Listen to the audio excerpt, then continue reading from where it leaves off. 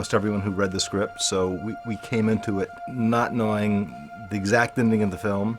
And I started working last September on what was to be the prologue that was released in IMAX in December. It must have been somewhat during Inception. I mean, it's just, this has been an 8-year constant relationship with Chris in a funny way. So what are we doing next, Chris? Sort of thing. And of course, my questions to myself were, how are we going to go and beat what we did last time? We wanted it to be part of the same world as the last two films, but the mood of each film has changed a bit. So the grittiness and the kind of real world feeling of it, but it needed to feel like it's of a piece of the last two films. So it is a continuation in that sense. When I read the script, I was sort of imagining certain things, which I'm not going to go into because I would give the story away. But I said to Chris, hey, wouldn't it be cool if we had this chant, And he sent me over a couple of words in a language. It's an existing language, but nobody seems to have worked out what it is. So, Deshe Deshe Basara means rise up.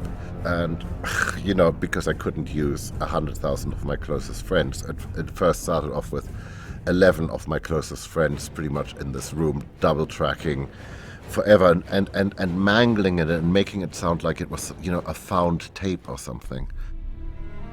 Chris is very into every single aspect of the film, and he's the grand orchestrator of where sound effects play and where music plays and where there's silence. So we're working with him, contributing ideas and so on, but he's got the blueprint in his brain.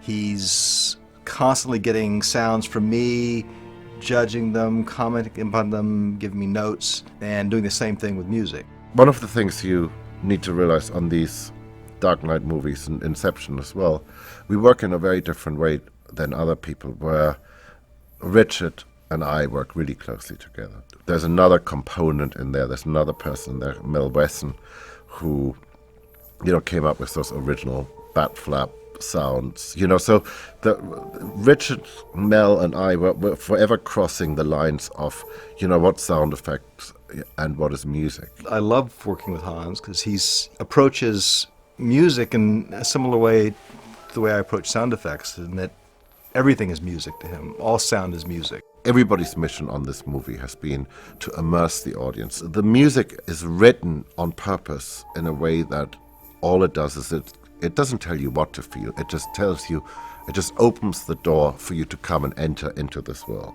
That's all I'm trying to do is come on in, be part of our world. I read the description of the bat in the script and then saw some early renderings of it and drawings of it. So I started to think about how it might sound and started with helicopters. And then Ken Johnson had a great idea of using a weed whacker and taking the end off and putting different things on the end to spin them, and then process those sounds. And that became a big element of the bat. And then the bat's composed of several different categories or food groups or types of sounds. We basically boiled it down to roughly 5 groups of different kinds of sounds. Each group is composed of lots of individual sounds that are merged together, but here's the basic 5 food groups.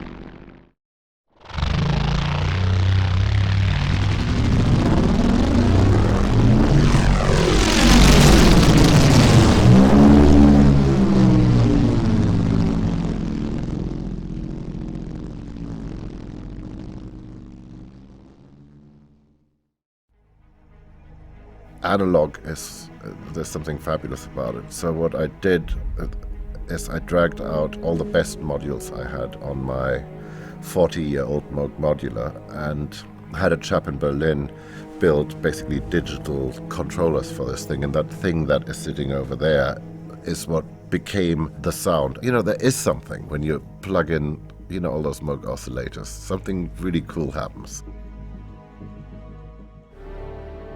Why didn't you just kill me? Your punishment must be more severe.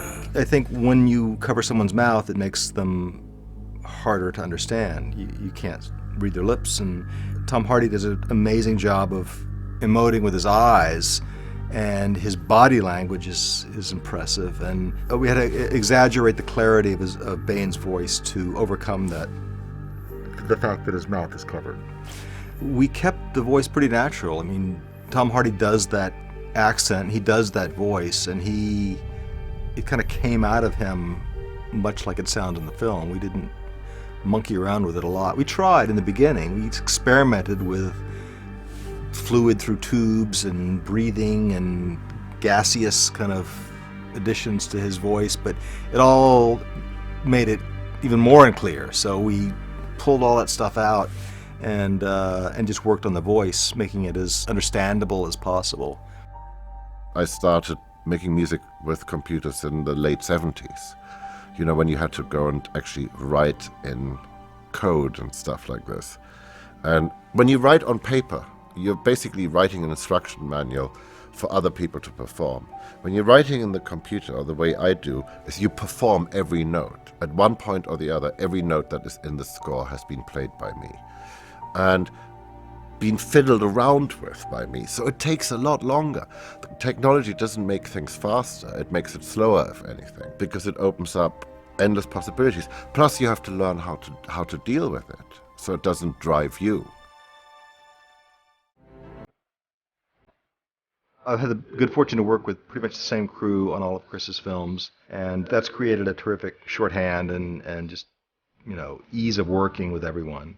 Everyone contributes a lot, so it really is a group effort. The word fun is too trivial to use, but it's such a great experience, you know, this journey, 8 years of our life.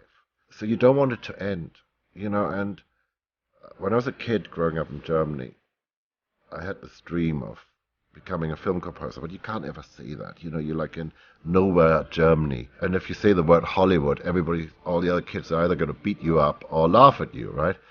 But in this dream, there was this unmade movie, and I didn't know what the movie was. And halfway through this one, I suddenly realized I was working on the movie that I always hoped I was working on. And I was working with the team and with the director and the sound crew that I imagined was the best you could possibly ever have in life. You know, and I actually said to Chris, so now the problem is, what do I have to look forward to?